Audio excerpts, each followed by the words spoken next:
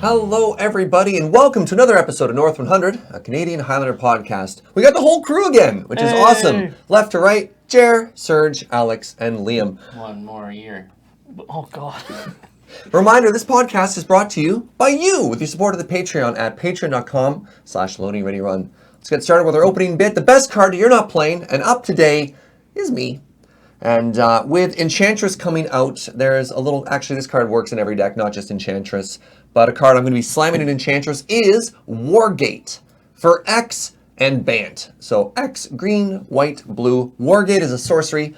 Search your library for a permanent card with converted cost X or less. Put it into play and shuffle your library. This is fantastic for, I think, 3 archetypes in particular. Lands, Enchantress, and Academy, if you're splashing those 2 colors. I like it in Academy because it can find Academy. I like it in Enchantress because it makes a lot of sense. Yeah, the secret tech here is you can put X for 0 and put a land into play. Help finish off a lot of things. But it's great if you're playing combo or need some type of important piece that is a permanent. I don't like it in creature-based decks, though. I think it's a little bit too slow for that sort of thing. I don't know. Any thoughts from the rest of the crew on this card? Yeah. I've seen people play it in Time Vault before. It's okay. I've seen that Definitely as well. played in Bant Time Vault. Interesting. Venturing down that rabbit hole. Yeah, because I mean, like, you could use that to get Time Vault, you could use it to get Painter's Servant or Grindstone. Yep. Or Key. Or Key. Or Key to untap it. So, fantastic card. Don't see a ton of play. What are you getting most often in Enchantress? Probably Sarah Sanctum, early game, Makes sense. to make a bunch of mana, or a protection piece, maybe a combo piece. Anything, really. Getting Argothian Enchantress is pretty good, I guess. Yeah, if you can get an Enchantress with it, keep it alive. Moat. I mean, there's so many targets, right? Yeah. I mean, you're not getting Wild Growth with this. You're not paying 4 mana, but... You know, if you pay 3 mana and then get Wargate, tap it for 8, you're laughing. I guess Enchantress is a deck where you get to play a lot of silver bullets, so yes. Sometimes it can get like Rest in Peace when you need it, or... Absolutely, and that's interesting because that's going to segue nicely into some of the things we're going to do today. Today, we are doing a Q&A style episode. Last night, I put out a tweet asking for your Qs for us to As, and oh boy, did I get quite a few responses. So we put together a short list of different things, and one of the questions we have today is hate cards, but we'll go through a little bit of order. So I'm just going to read out the question, thank the person who sent it to me, and then feel free to hop in. First question we have is from Cheshire. How important are the original duels for newer players? And I've got a couple of follow-up questions to that, but let's just talk about the original duels. Who wants to go first? I can talk about it a little bit. Liam. So, the original duels are obviously the best duel lands, but beyond that, they're not 100% needed for you to play Highlander. They're needed if you want to build sort of the like quote-unquote optimal version of any deck. I mean, any deck is going to include them, but especially if you're building like a 2-color deck, you just don't need to include them. And even some 3-color decks, you can afford to not include them. And I mean, maybe afford is an apt word here. Obviously, they're very expensive, right? Like, a duel might well be the cost of some single or 2-color Highlander deck. So you definitely don't need to break the bank and buy them in order to play Highlander, though, like, we're not going to sit here and tell you that, like, your deck's not going to be worse for it. Your deck is certainly going to suffer slightly, but not in a way that makes it truly unplayable. There's a great follow-up question to that from Jimmy, which said, should I feel locked out of 3 or 4 color strategies if I don't have those duels? I think if you aren't playing a green-based strategy with, like, mana fixing, so you're not playing, like, Rampant Growth, Search for Tomorrow, Farseek, etc., that you probably should stick to maximum 3 colors. Like, I think playing 4 colors without, like, original duels is just going to hurt you too much in terms of consistency and tax your life points, because you're likely going to need to play, like, you're going to at least need to play City of Brass, Mana Confluence, you're going to need to play Shock lands, you're probably going to need to play more Pain lands. Like, Yeah, I mean, it's like every color beyond 2 that you don't have duels for, like, it's going to compound how much worse your deck is.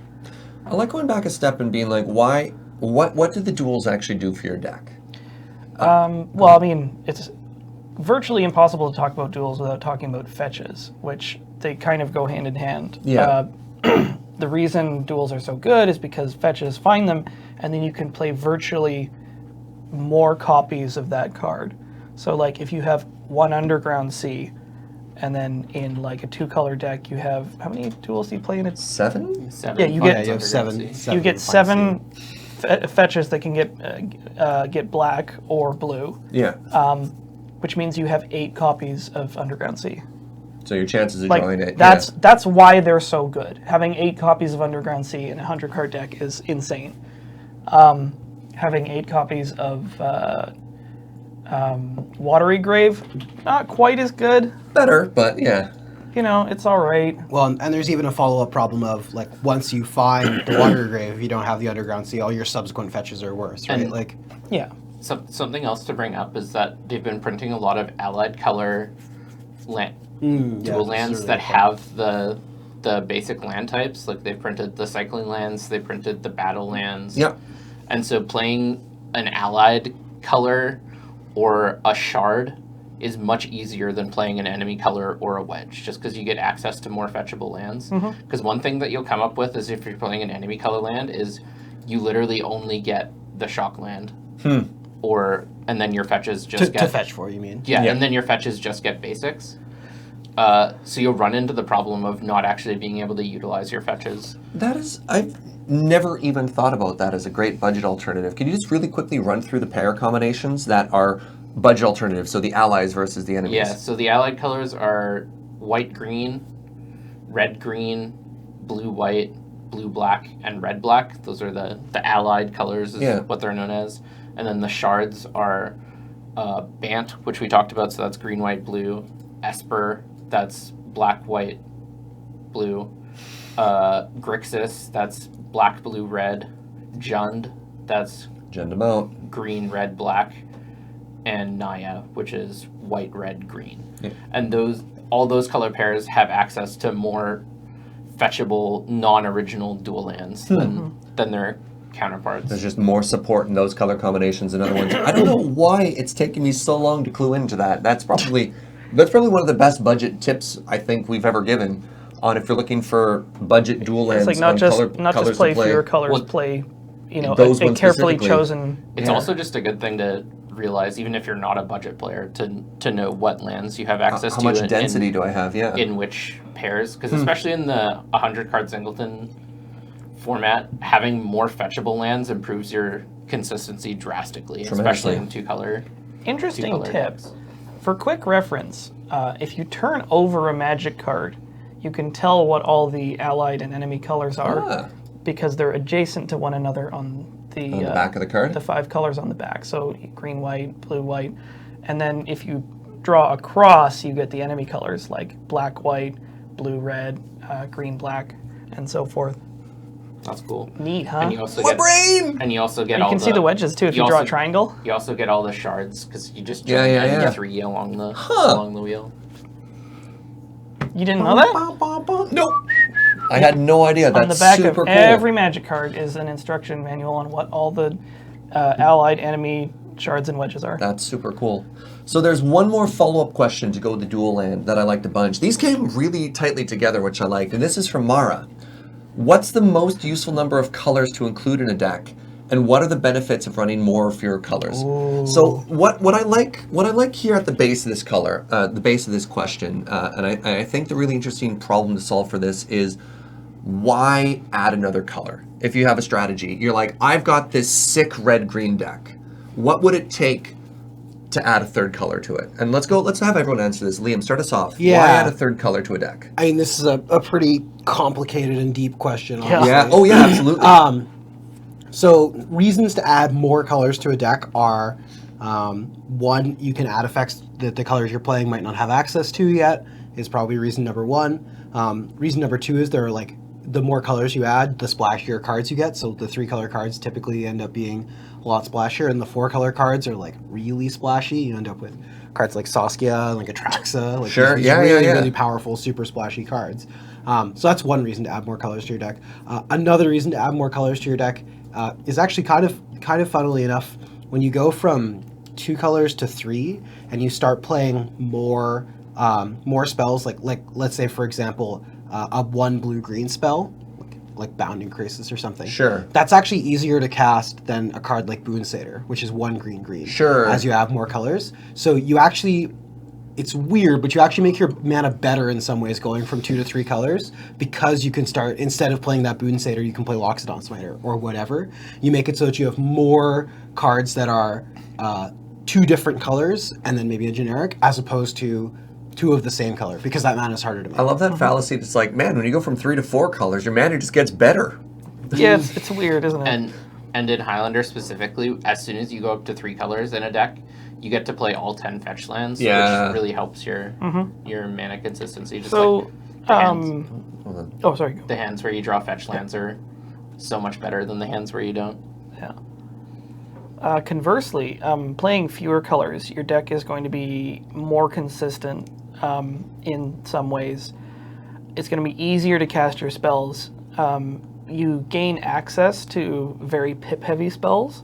Like, you can more comfortably play cards that are like 1 color or even triple color, which virtually no other deck gets to play. Yeah. So, like... What's the black friend? Phyrexian Obliterator? Yeah, Phyrexian Obliterator. Oh. There's not many cards like that, but, you know, those are cards that was 1 less black. just about strictly belong in a deck that's only playing 1 color. Yeah. You're pretty happy in your matchup against stuff like Blood Moon, Back to Basics, Price of Progress. Like, that's not Any of the ones that hate. that's not an occupational hazard. The downside is you can be more linear, which is actually like a blessing and a curse, because more linear means that like you have like 1 game plan that is very finely honed, and the tools are going to be good for that. But you are also going to be a one-trick pony to some extent. In a weird way, the best way I've ever found to describe adding a 3rd color probably comes from a sealed pool or something like that. So if you go to your pre-release and you're looking at all the cards that are in front of you, and you've got a really good pool that supports 2 colors, and you're like, this is pretty good. Should I add a 3rd color for like these effects? How powerful are they? Are you splashing a color to win you the game? Or it's the old joke, like, do I splash green for fixing even though green doesn't win me the game? You're like, I'm this red-white deck, but I added green so I could add Bird of Paradise to make my mana better. And you're like, well, has adding that 3rd color helped you? You know, is that actually part of your strategy, or is it just kind of neat? Or you have that interesting thing of, I've got this really great 2-color deck, but I've opened this amazing bomb in a 3rd color. Is it worth it to make my deck worse for this bomb? I do think it's quite different, though, limited versus constructed. No, absolutely. Because in limited, you're like, well, I'm going to splash this bomb off of like an extra basic, and in constructed, it's like, well, I'm going to play a bunch more dual lands. And it always and support the it, fetch lands. but that's what really made it click for me. Is why am I adding this 3rd color? Yep. Does this strategy work by itself? Is the deck that I'm trying to play work in these 2 colors, or do I have to add that other color to make it work? Yep. So you're like, I'm a blue-white control deck. I'm losing a lot to combo. Do I add black for hand attack? Is that direction I want to go? Well, is that black helping you win, or should you just add more counter spells to counter those spells? That's sort of, I think that's the analogy you're going for there. Is it just for answers, or is there a threat that I want to play in that? Is there a planeswalker to add to that? How much do I add before it's helping? How much do I add before I've actually lost the original strategy of what I'm trying to do? When you tweak so much a deck that it slowly transforms into something completely different, you're like, I started with this blue-white tempo deck, and now it's Grixis control. You're like, well, what? How? Yeah. Yep. So that's, but I understand the counterpoint there. I can think of another reason why you'd want to add more colors. Sure. Finding playables within an archetype. Yeah. Some specific archetypes, there are simply not enough cards that support that archetype in 2 colors, and you do have to add a 3rd to like fill out that roster of essential cards. I'm trying to think of a good example. This leads nicely. Actually, I got a does fun it? example. You ready for the next question? So, friends, and then I'll throw to you, Alex. Yep. This is a question from Unkscoin. Have the new sets made any new tribes viable? So the old tribes that we've talked a lot about are obviously elves and goblins. We've started hinting a little bit to merfolk and zombies and stuff like that. But Alex, what's a new tribe that you've been playing and maybe took you on a journey through a couple different colors? I haven't played it yet, but my eyebrow has raised a little bit to warriors. Oh, really? Yeah, like, now, here's I know, but I'll get to that. Here's how I might want to next level that. Okay. Because a lot of the good warriors are also humans. Go on. So this might be a catastrophe if I put it together, but there's like they printed a bunch of very specifically like Warriors Matters cards. Like I'm In thinking like of Battle Bond. yeah, in Battle Bond. Yeah. Like there's a couple of like real good Warriors. So it's pretty strong in like red black, and you could maybe get white in there or green. There's even that rare in blue that just like Ophidians all your warriors. But yeah, like I haven't compiled a complete list because the issue with that is like you get a couple of these new cards that are like Warriors Matter, and you're like these are super sweet, and then you look at the card quality and it goes like but yeah, I'm gonna have a look at these cards, see if there's enough singles that can stick together, and if like adding a secondary tribe maybe helps as well. I don't know. We'll see. Sure. So people have already played some humans decks. There's been 3 or 4. Humans, I think, is real. Yeah, Yeah. That's another tribe that I think only somewhat recently has become. Yeah, especially since Shadows of Innistrad, they got Yeah. a couple really nice tools, like Thalia's Lieutenant Yeah, is probably the biggest example. Yep. That card's just so good. What does that it's- card do? Remind It's me? 1 and a white for a 1/1. Whenever it enters the battlefield, it puts a +1/+1 counter on all humans you control, and Which is whenever insane. whenever a human enters the battlefield, it gets a +1/+1 counter. Yeah. Yep, that's real good. Yeah. Yeah. So it's a lord that also just like gets huge. So it's like really good because if you're in a go wide strategy, it just anthems your team, and then it gets tall. So it like does both things Cards, really well. Card's sick. So humans, and anything else you're excited about there? I mean, you're our cheerleader Tribal- for a lot of the tribes tribal here. expert. Resident tribal expert. Well, Yeah. so the clerics deck is real. Someone sent me a list. There's just a deck list with clerics in it. Define real. I think that deck could Like they easily put stream 100 on a Highlander. cards? Yeah, Really? I think that deck could comfortably. You gotta show this to me. How many colors? It's 2. It's black white. Ooh. Yeah, it's very good. Does it have tribal lords, or is it just plain like generic lords? Like how many Has clerics metallic matters? mimic and adaptive automaton. So no, they're so okay, so clerics don't have lords per se. Okay, give me an example of a cleric synergy card. Rotlung Reanimator. Yeah, Rotlung Reanimator is one of them. How do you spell that? Rot lung. ROT lung. So this is one of them. There's also Rot lung reanimator is a zombie cleric for 2 and a black. It's a 2/2. Whenever it or another cleric dies, you get a zombie. yeah.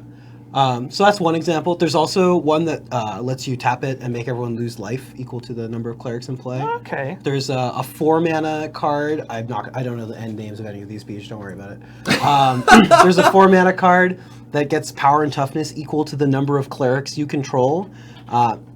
If you'll remember, Is that even good? Yeah, Westvale Abbey makes clerics. It's Oh, just yeah. unbelievably powerful. But why? But you could play 3 mana. There's even 2 mana cards that are XX is equal to the number of creatures. Creatures you control, not even clerics. Sure, but like you get other synergy out of your clerics. Okay. And then there's a bunch of clerics that for at 2 and 3 mana that let you tap other clerics you control to prevent damage. Actually, Westvale Abbey making clerics is something I wasn't aware of, and humans. That's kind of Human cool. clerics. That's like very cool. So this black-white deck plays like some removal, a bunch of hand attack, and then the biggest thing is that it's actually it looks like a nightmare to fight with in combat because so many of the clerics have abilities that prevent damage. So it feels as though, and I haven't played it yet, but it looks to me as though basically you get to like make a bunch of attacks where your clerics are functionally unblockable, and then you also just have like a reasonable black-white mid-range backup plan with a bunch of cleric tribal stuff. Interesting. Yep. Any new tribes? Yeah. Oh, Go yeah. ahead. So now I Go, was going to Alex. say, I think it's M19 gave us one definitely playable zombie. Oh, right, the zombie deck, of Oh, course. what's his name? Graveyard Marshal. Graveyard Marshal, which is for sure like a sweet 2-drop. Black, 3/2. Yeah. This card's Zombie really soldier, good. and for 2 and a black, exile a creature card from your graveyard, make it tap zombie. And it Perfect, doesn't- love it. It doesn't tap to use the ability. Yeah, Oh, maybe. I think Big this deal. card's sweet. Yeah. Like Undeniably the floor on this is great. The ceiling is great. It's just, it's a good card. Solid card. And it's a 2-drop, which is a good number. Yeah, which is good. The new Liliana, maybe. Really? I don't know. That card It- sucks. Honestly, you're probably right. Yeah, those It cards. probably sucks. Even It's just like even in the zombie deck, Yeah. what's the new Liliana called? Liliana, not playable. untouched by. Oh, that's such good art. though. Untouched by players. Oh. more We're like. sorry, Therese. Your card looks so good. Yeah, this art is amazing. Even in the zombie deck, it's Yeah. like her only plus ability, like maybe does something that's kind of relevant. Yeah. So like even best case scenario, you drain them for 2. So- that's like, So- and mill yourself, which is kind of good. I Yeah. did see someone proposing that the -3 is not doesn't exile the zombies after you cast them. So there's like maybe some combo implications where you can like use this Liliana minus plus something that makes mana when you sacrifice like a grave crawler or something. With like a Phyrexian altar. But that doesn't make colored mana, it makes colorless mana. No, that's Ashnod's altar. Phyrexian altar makes a colored mana. Yeah, Of that any card's also color? like Okay, so $60 you for can some like reason. make infinite guys, Are you triggers. saying aristocrat now Just with to- Blood Artist? Yeah, Just to so it's explain like this a card a 4-card bit, combo. Liliana Touched by Death is 2 black for 4 loyalty planeswalker. Her plus, you mill the top 3 cards of your library. If at least one of them is a zombie card, each opponent loses 2 life and you gain 2 life. The -2 is target creature gets -X until end of turn, where X is the number of zombies you control. And the -3 is you may cast zombie cards from your graveyard this turn. All 3 abilities say zombie on them, and I think Liam's right. This card is not good. And like It's I am 4 mana. unabashedly enthusiastic about cards. And You like are. yeah. And I- this and- card does literal stone nothing if An empty yeah. board. you don't have zombies. Yeah. Yeah, it pains me to say that, but it's like a 4 mana do nothing. So imagine you're like your first turn, you go swamp, black mox, into help me out here, dark ritual, and your opponent's like sweating. You're like, oh god, what 4-drop are you gonna play on turn 1? You're like Liliana Untouched by Death. And they're just like, oh, I'm fine. they just pulled like okay. Yeah, it's just It doesn't do enough when Well, it I comes think I down. might ask my opponent if they'd like to concede. yeah. Like Wow. You're the person who just got this cast against them, right? I Yeah, feel yeah. like I would almost rather play Liliana's Reaver. That card's card's just great. playable. That card's actively very good. Yeah. You know what the only thing that like puts me off that card is? It's toughness. Yeah, it's fine. It's 3. I don't Yeah, want it's to. fine. I don't want to We're getting bash. bogged down here. I don't want to bash Anyway, on yeah. Liliana too much. But yeah, I agree. It's very interesting. I just don't think it's Highlander It's playable. cool, and I love the direction they're going with Planeswalkers. Yeah. Actually, not making them like these universally powerful cards that you just like have to jam 4 of in decks. Like, I love the design space they're going into. I think they missed slightly on this one, but like, I think your Gisa and Geralf deck is gonna EDH deck is gonna love this card. yes. So zombies already getting there. Are there any tribes you're excited about? Crawling up there.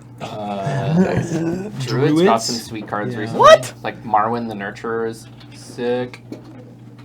To make Druid tribal, like legitimate Druid tribal, or just Yeah, I literally have it sleeved up right now. Really? What? What are the payloads? What do you mean? You beat them to death with druids. I mean, the Guilty only Far- really Guilty Druid Far Matters Druid. cards is steal all your lands, right? That's the only one that says Yeah. Druids. No, there's also Seat. So the main one is Guilt Leaf Archdruid, which is 5 mana for a 3/3. Whenever you play a Druid spell, you draw a card, and you can tap 7 untapped Druids you control to gain control of all lands. Target Gain player control of Holy all lands? moly. Yes. Yeah. Go to sleep. You win the game. Yeah. Yeah. Game And then ends. Like I thought a Johnny Vengeance was kind of mean with its 8-turn get in. Holy moly! yeah, and then Seton Seton something protector says Druid on it. It just says Druid. It costs 3 green. It's a 2/2, and you can tap an untapped Druid you control to add All- green. And the reason this is good is because it doesn't have a tap symbol. It And can so- tap itself. This deck is playing many of the Glimpse of Nature effects. So it's playing like Guilt Leaf Archdruid, Glimpse of Nature, Beck from Beck Call, So, Vanquisher's Banner. naming Glimpse of Druid. Nature is the important card here. Glimpse of Nature, Yeah. 1 green sorcery. Whenever you play a creature spell, draw a card. And so having Spicy. effects like Concordant Crossroads, which gives all creatures haste, Yeah. 1,000-Year Elixir, which lets your creatures tap as though they had haste.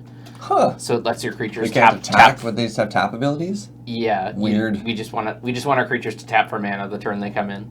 It also untaps your creatures that tap for a bajillion, like Elvish Archdruid, Priest of Titania, Okay. Rathalos, Yeah. who are all incidentally druids. Basically, almost any creature that taps for mana is a druid, except for Avacyn's Pilgrim. That creature has the worst it's creature a type human of all monk. time. It's not an elf, and it's not a druid. It's the old Who creature typed this card? Interesting. I didn't realize the flavor fail in it's regard. I mean, it's obviously very, very flavorful here. The Pilgrim tapping for white, for Avacyn, all that stuff, it's right? It's deliberately subversive. It's just agonizingly so. Yeah, Interesting. It's so tilting. All right. But yeah, the druid's deck is pretty sweet. I had no idea. That's really cool. Everyone threw me a curveball there. Yeah. So it's there's some stuff going on. So next question is from Voice of Thunder. And they ask, what does it take to try to create a new deck or strategy? And I interpret this to mean like brewing a brand new deck when new cards come out. Recklessness. I don't think that's true. I'm kidding. I think it's but density. I think it's, every time a new set came out, we're like, hey, do you think Zombielander or Vampirelander is there? Do we think that density is there? Boros equipment. Boros equipment. I think all it takes is a little spark of inspiration or excitement. Whether it's good or not is a completely different question. I mean, I think typically the pattern is, right, new cards come out, Yep. you look at a card and you say like, oh, this goes in the X deck. And you've been saying this for a year, right? Like Yeah. every set has had one card for the X deck that you've been thinking about It's in your making. back pocket, but it doesn't exist yet. Right, and eventually you decide, there's enough cards for this deck now, and then you try and put it together, decide there's not enough cards for this deck yet. Then a year later, when you go through that process again, and you make the deck again, this time there are actually enough cards. Yeah. And that's what causes you to sort of make the deck. But it's actually, I think, sort of super primal, right? We as Magic players have this tendency to, new cards come out, and you have these knee-jerk reactions What can of I do with it? Right, of like, oh, I'm going to play this with this or this. Yeah. And that's sort of, I think, where brewing new decks comes from. You just like have that same reaction about a collection of cards over a long enough period that you finally decide to try and put the deck together. I think you should follow that impulse, because why not? I mean, if Don't play Act on Impulse, though. That card's that's not like good. that's sort of why. I mean, I was half joking about recklessness. It's just like maybe having the impetus to try something. Are you a brewer? Right? Is, You got to be a brewer. is what it takes, because somebody has to do it for the first time, and somebody is probably going to have to crash into a brick wall a couple times. So to more quantifiably So talk on it, I think you want to look at what are the strongest, like in a vacuum, strongest cards. Not necessarily the most splashy, but like have the highest potential. Like to me, Resplendent Angel, the new card from M19, is like in a vacuum the most powerful card. It's like not very good in the context of M19 because there's like not enough of a life gain theme. But like I played Mardu life gain last year to like reasonable success. Like it was like a deck I'd been eyeing up for a little while, and when they printed a bunch of the cards in the Vampire Commander deck that were like on that theme, I'm like, all right, I'm just gonna build it, and it was much better than I thought it was gonna be. And when I saw this card, I'm like, I'm gonna make so many angels off this card in that deck, because like that deck is just like the gain 5 life a turn deck, and like The game changer for me when I was brewing Workshop Weenie was Kaladesh. yeah, I was like, I want to make affinity in Highlander, and there's not enough density, there's not enough zero drops, and then what cards did you get from Kaladesh? Kaladesh gave you a lot of. You got like Ram Roller. Ram Roller was great. So like No, another. that card was earlier, right? That was Ram- Origins, yeah. Oh, sorry, Ram Roller came from Origins. There was a lot of the vehicles. all the vehicles. Pia and Kia or whatever. Kieran. Pia and Kieran were incredible. That was also Origins, I think. No, that had to have been Kaladesh. No. Pia Nalar. Pia Nalar was Kaladesh. Oh. Kaladesh. Well, Well, let me- Bomat Courier, though, the little Jeep. Beep, beep. Bomat, okay, actual example, Bomat Courier. What's the 2-mana 3/2 that comes Scrap back? Heap Scrounger. Scrap Heap That Scrounger. card's good. There's the 3-mana Uncommon. It was a 1/3 Foundry for 2 and a Inspector. red. Yeah. Oh no, Foundry Inspector was good. Oh, Foundry Inspector. Thopter Engineer. Thopter Engineer and Foundry Inspector were some of the Doctor really big Engineer ones. was also Origins. Are you kidding me? So let me Secret- change this. So the thing that really changed everything for me is when Magic Origins came out. It's okay. But no, here's the thing. This is actually a great example of what I was saying, right? Origins came out. You saw those cards, and you were like, oh, this deck is really close now. And you tried to put it together. Sure. Then Kaladesh came Yeah. out, and you were like, okay, now it's actually there because we Yeah. got a couple more playable cards. The one other thing that can happen is it doesn't necessarily have to be new cards. It can be old cards. So like when I built Tin Fins, I like found Sacrifice and Burnt Offering, and was like, oh, okay, I want to build a deck around these interactions. And obviously, I already had the experience from the Legacy deck. I'd played the Legacy deck already, so it seemed like a pretty natural inclusion. But like, a lot of the base for that Highlander deck wasn't built already. Like Adam had played like a green-black version that was like looking to Oath of Druids, Gristlebrand into play, and then use Sacrifice and cast Soul Spike. But yeah, you just like find cards that are captivating to you, and you sort of find ways to play them. All right, you guys ready to change gears entirely? Mostly. All right, My let's clutch talk. is Let's broken. slow it down. Here's a question from Jorge AHG. What type of hate cards are usually used in this format? And I'll start us off with my favorite deck, Blue Moon. So a very classic hate deck, and this is interesting because it goes back to dual cards, is Blue Moon, named after Blood Moon, a 3-mana red enchantment that turns all non-basic lands into mountains. And the blue part is normally played for Back to Basics, which is a 3-mana blue enchantment, which says non-basic lands don't untap. So that is a deck. It's a hate deck. Its whole goal is to make lands decks unfun.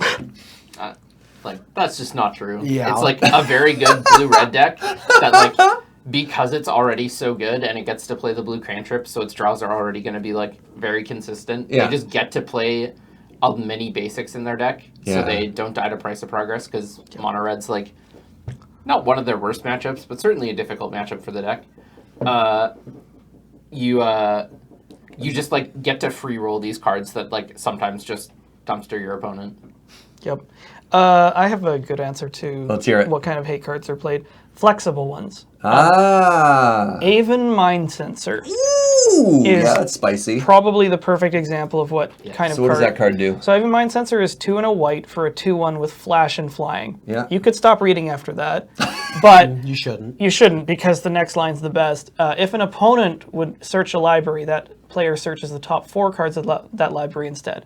So bricking your opponent's search effects is good, but being able to brick it in response to them activating a search effect is amazing. Remember we were talking about how many people want to play fetch lands, even if you're only in a 2-color deck?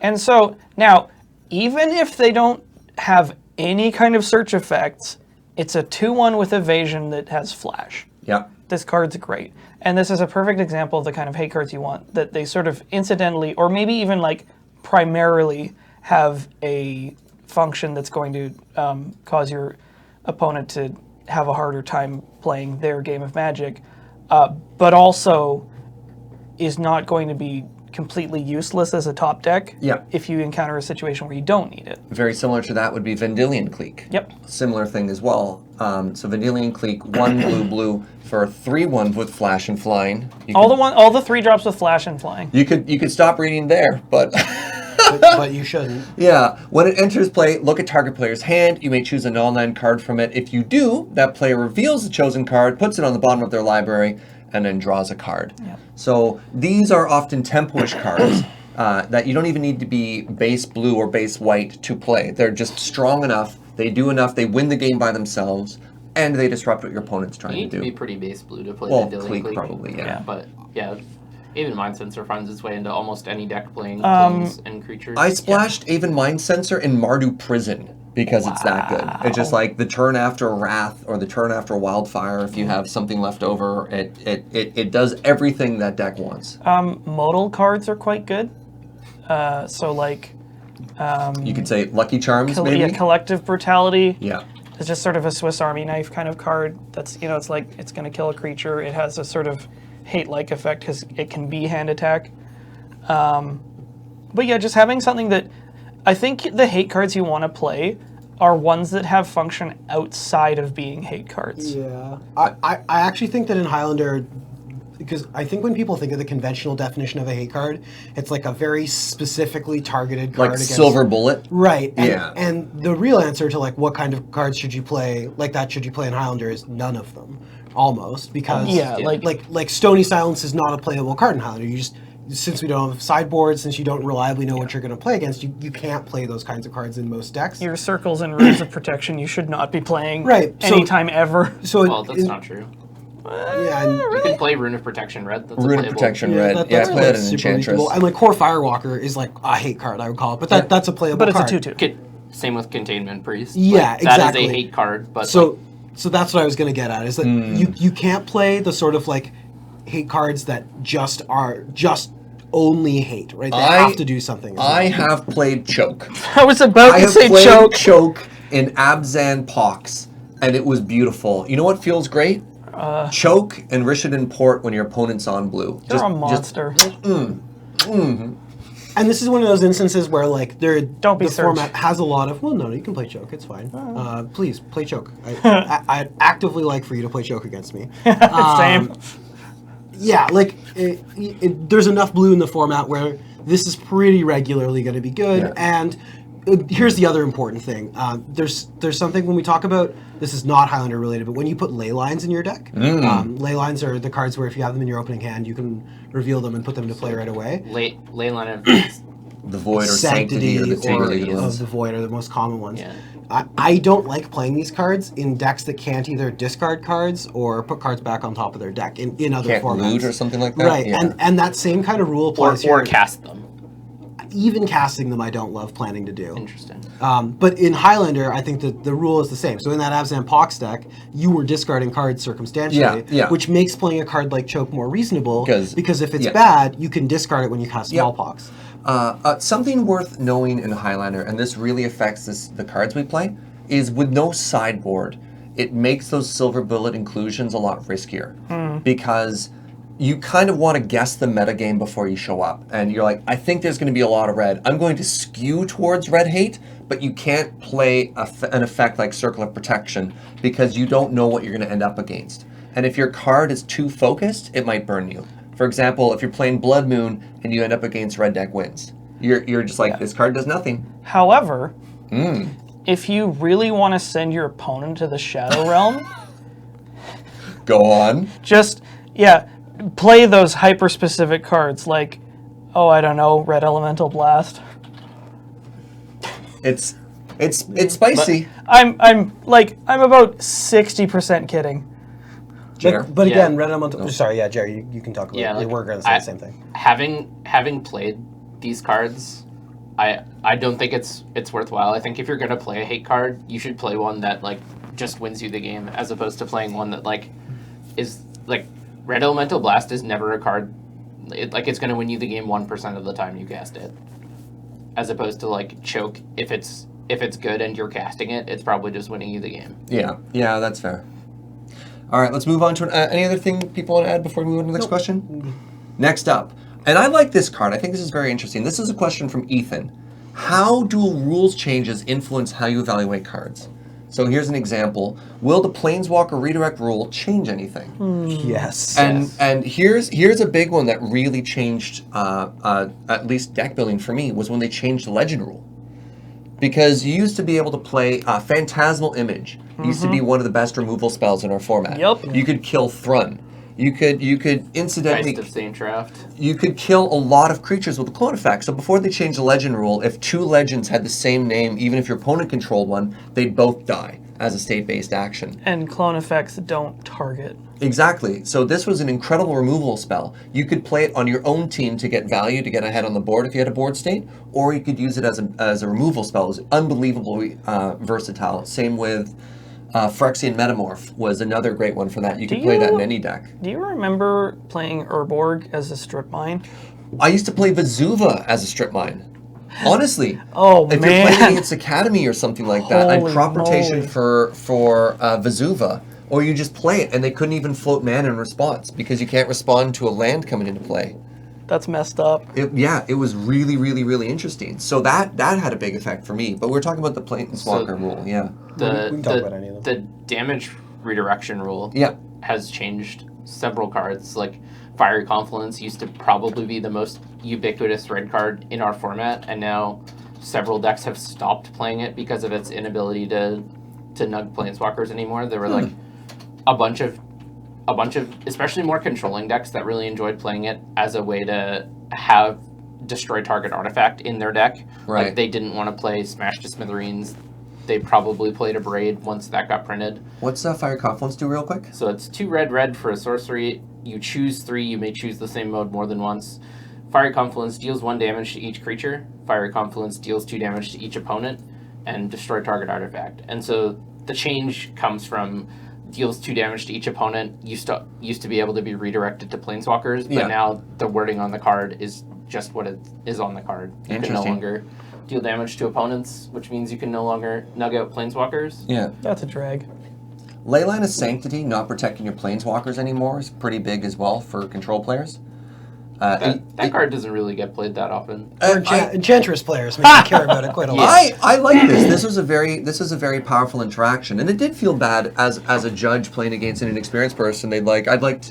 I'll burn your planeswalker, and I had to be like, well, unfortunately, You can't. You Yeah. can't. You have to target me and then redirect it to the planeswalker. But I have this enchantment, which means you can't target me, so your burn spells do nothing. And I never had any creatures in play, so this card used to do a great job of protecting you and your planeswalkers and blanking basically all burn spells. Yeah, there's definitely going to be an enchantment in the near future that says you and planeswalkers you control have hexproof. Well, there's already Shalai, right? Which does that. Yeah. You, creatures and planeswalkers you control. Yeah.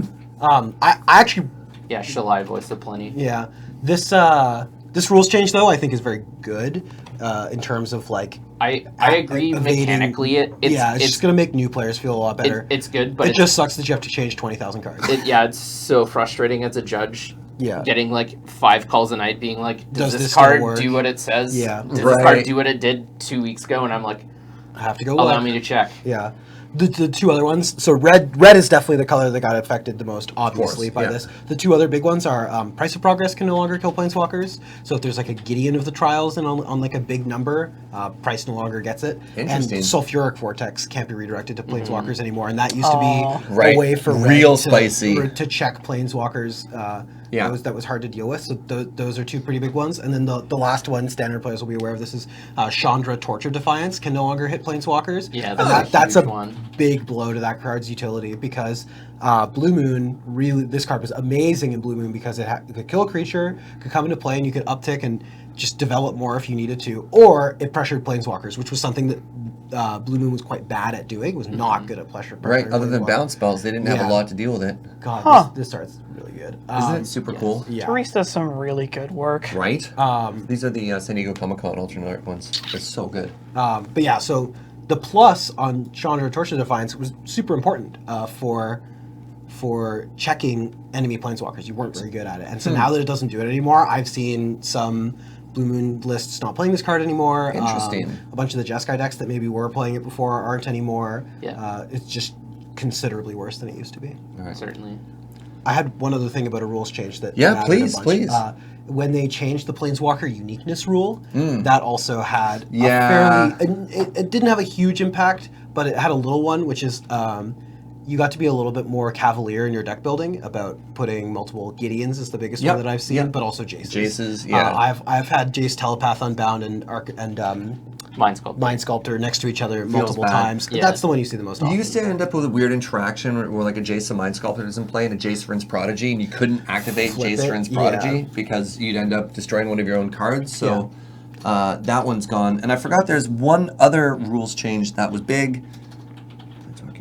Oh, I had it and then I lost Is it. it the comes into play change? Yes. Right. The Blood Moon changes were not huge, but not irrelevant. With the way Blood Moon works now, for example, a Ravnica duel, you used to have to pay 2 life or have it enter play tapped. Now it just enters as a mountain. My Powerful Magic story a couple weeks ago was killing somebody because my Dark Depths entered with no counters, and I got to destroy their enchantment and then kill them with Merit Lodge. So I don't think that really changed the metagame too much. It was just a cool interaction. So Yeah. you know, it adds up. And basically in an internal format, every rule has like large repercussions just because the cards have been out for so long. They just do a lot of very interesting things. So most of the rule changes don't have like huge, wide sweeping format changing impact, but like at least 1 or 2 decks are usually felt by it either positively or negatively. It's just like some cards get better, some cards get worse. Yeah. All right. Here's a card. It's not in the same order I presented, but I like this question a lot. This is a question from Stuart. If a deck needs a lot of copies of the same effect, how many cards do you need? I love this. And my favorite example of this is counterspells and hand attack. It depends because So- like Go ahead, Jer. That's like the 2-word answer is it It depends. depends. yeah. Like if you're a combo deck looking to combo with one card, like the obvious example to me is Scape Shift. You probably want at least 8 to 10 ways to find Scape Shift in your deck. You basically want as many ways as possible that don't Ye- cost more than the card. Exactly, and even some that do. Like you play Dark Petition, which like sort of costs more, mostly doesn't. But That card's basically DQ. I suppose in that as deck. many copies Yeah. as you can before the quality of them starts dropping precipitously. Well, Nick, a friend of all of ours, had an excellent example of just use math. Don't guess. Don't just like 6 feels right. So the example Nick gave was, I'm playing a control deck. I want to make sure I can counter at least one spell every game. How many counter spells do I need to play? And the way you look at that is like, okay, I start with 7 cards. I assume the deck. I assume I'm gonna live, or I want to counter spell by turn 5, or something like that. How many counter spells do I need to see? It's like, well, I'm gonna see 12 cards. And mathematically, how many of these do I need to have in a deck? So you draw 12. You have 100 in your deck. You probably need 8 or 9 to see one counter. to guarantee one guarantee. you can't guarantee. Yeah, but to have a mathematically significant chance of drawing one counter spell by turn 5 and to get that so it's There's interesting. just so many variables. I know. You get to mulligan Like, a lot. Doing Yeah. literal You math have- is like very hard. it's like somewhat useful, but you're just never going to account for all the variables perfectly. No, but it's a decent starting point. Like, Yeah. what I was going to say is, like, it sort of depends on how many of them you want to see in a game, right? So with discard spells, like, I typically want to see, like, 1, maybe 2 in a game. But the thing is, the like usefulness, The like quality, the yeah. half-life on discard spells is way lower than the half-life on counter spells. Sure. for example. I agree. But you can get a generic number. There is also, I mean, the quality of these kinds of cards drops off, right? So sometimes that the matters answer as is, like, well. play as many as possible until they stop being good. So, like, in... Well, where's that line? Yeah. Right, yeah, that's fine. That's fair. And so, like, in the Red Deck Wins deck, like, the line for, like, 2 mana burn spells is, like, you stop playing them once they start only dealing 2 damage. Yeah. More or Yeah, I less. mean, it's like you go all the way down to like Fire Ambush. Yeah, you're happy to play that one. Yeah, but Some not people much play further. than- Thunderbolt. Yeah. But, like, The you're heck not going is to play, like... Thunderbolt. It deals 3 to a player or Or 4 to a creature with flying. Flying, yeah. Oh, I've never heard okay. of that before. Oh, it's an instant. Yeah. But you're not going to play Reality Hemorrhage, for instance, which is 1 in a red. Or only deals 2. Chain of Plasma. Whoa. You often do Okay. play You Chain of Plasma. might play Chain of Plasma. Chain of Plasma deals is 3. the spice. Yeah. What are they I going thought- to do? Discard I a thought- card to let you Chain of Plasma them again? I thought we had a discussion about this card.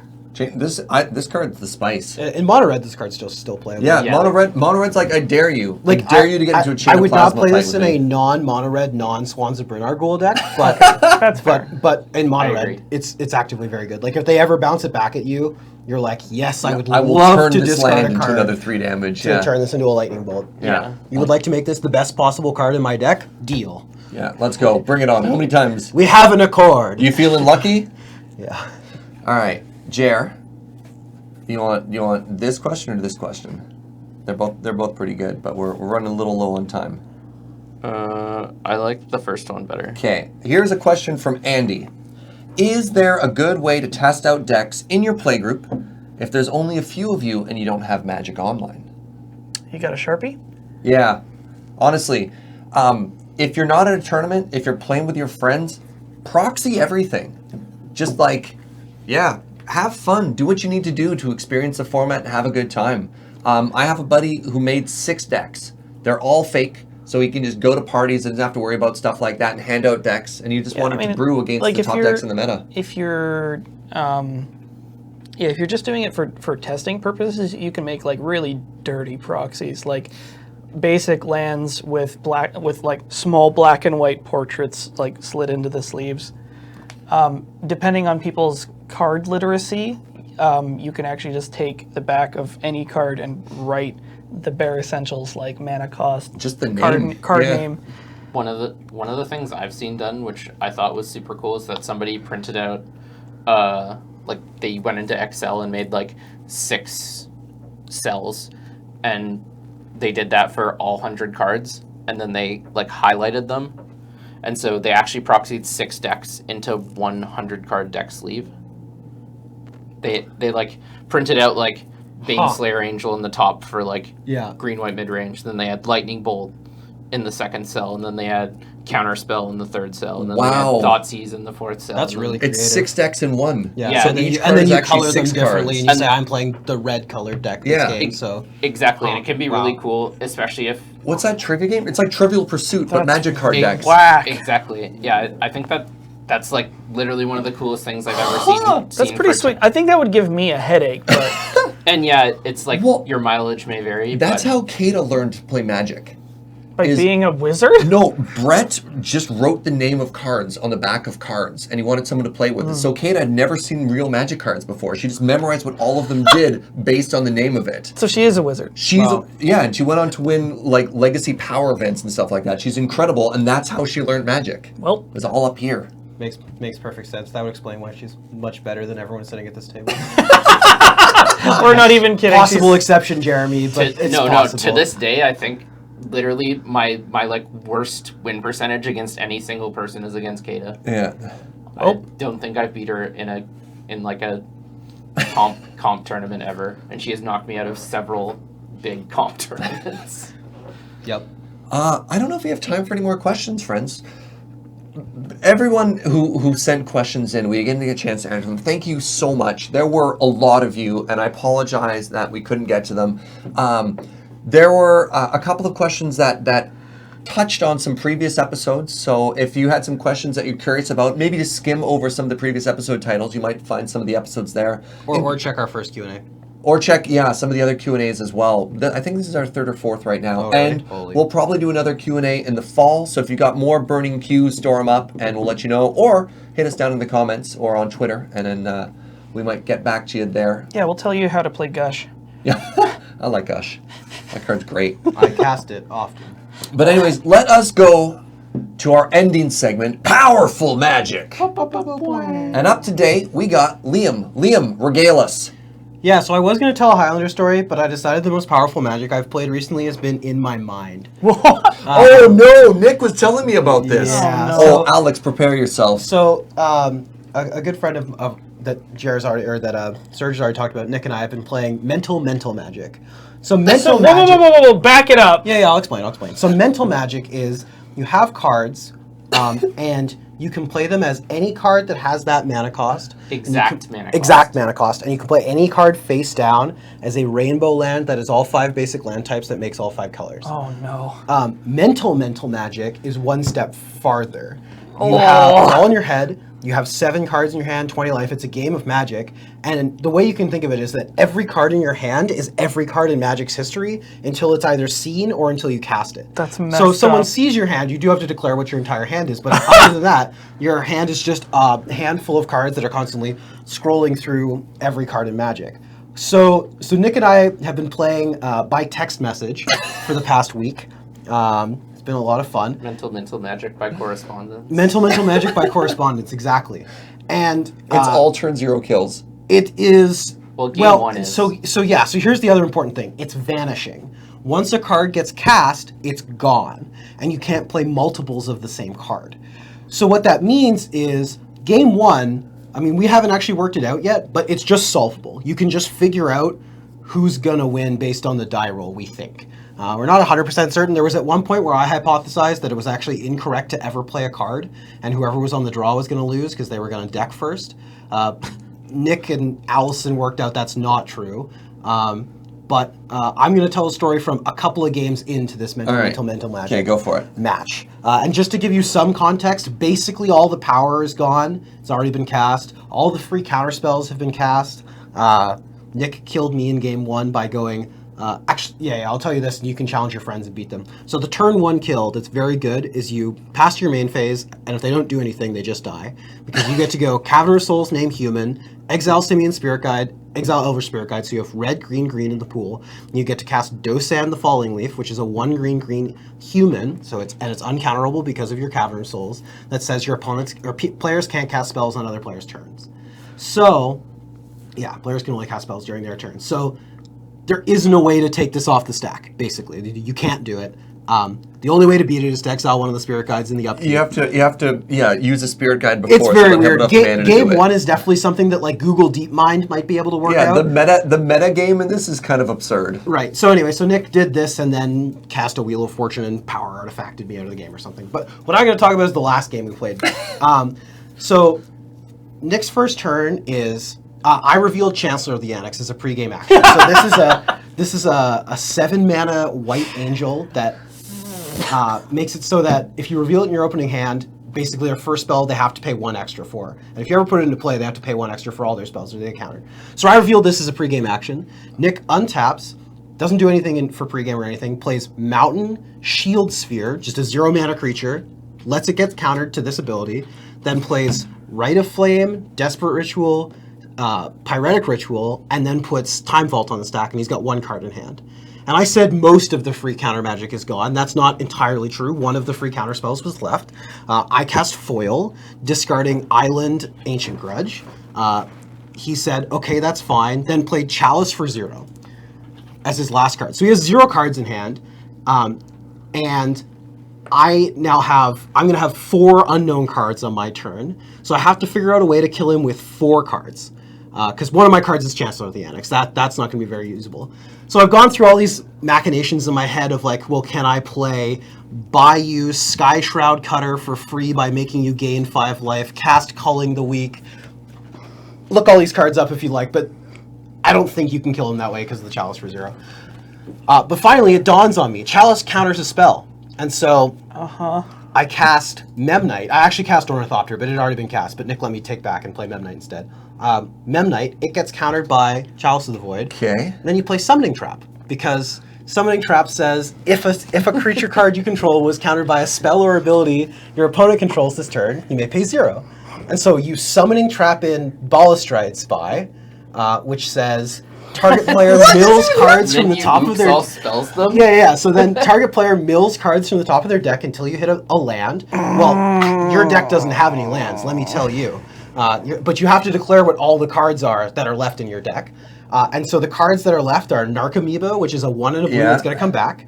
Fate Stitcher, which is a 4-mana creature, but it has Unearth for a blue mana, so you can get it back and it will untap or tap a permanent, so you can untap your Underground, so you're going to play. Dredge Zombie, which costs a single black. Dreadscape Zombie, sorry, yeah. Then you put Angel of Glory's Rise, Laboratory Maniac, and Azami Lady of Scrolls. Angel of Glory's Rise, when it comes back into play, brings all humans back. Azami is a human wizard. Laboratory Maniac is a human lab rat. You heard what Drew did. Wizard. Yeah. Well, yeah, exactly. And then you also put Dread Return in. Then you bring all these things back. You reanimate the Angel of Glory's Rise, and you kill them. What were the rest of the cards in your library? I didn't have to name them. Yeah, my library was like only the ones cards. that mattered. Oh, Yeah. I was gonna say like you would want to fill that in with like Relentless Rats. So this seems like this You is can funny. do whatever. So I was talking to Nick about this. The most powerful card in this format is probably Gitaxian Probe. Yeah, Gitaxian Probe's messed up. Because it makes your opponent name every card in their hand, and they lose all the flexibility. Yeah. Which is kind of weird. So you might need to ban that in hand attack from the meta or something like that. No, but that's the perfect thing. It's Vanishing. self-correcting because of Vanishing. Like I won game 2 on the Plague after I got turn 1 by leading on Gitaxian Probe, and then we had this fight over Gitaxian Probe. It ultimately resolved, and I saw his hand, and then I killed him. But the next game, that couldn't happen. Super funny. So if you want to play Mental Magic with me, You're mental. I will play this game with you over Twitter. So tweet at me if you want to play some Mental Magic. Get your spreadsheets ready. I've also been known to dabble, so feel free to. hit me up. I do not guarantee I'm going to answer quickly or that I'll be able to play for super long, but yeah. Amazing. Well, everybody, that is Powerful. our episode. So thank you so much to everybody who responded to our Twitter call for more questions. Thank you so much for watching. You're wonderful. Thank you to my co-hosts, whom I enjoy your company quite a bit. And thank you to everyone who watches with your support of the Patreon at patreon.com/LoadingReadyRun. We literally could not do this without you. Anyways, from us to you, thank you so much, and we'll see you next time. Bye.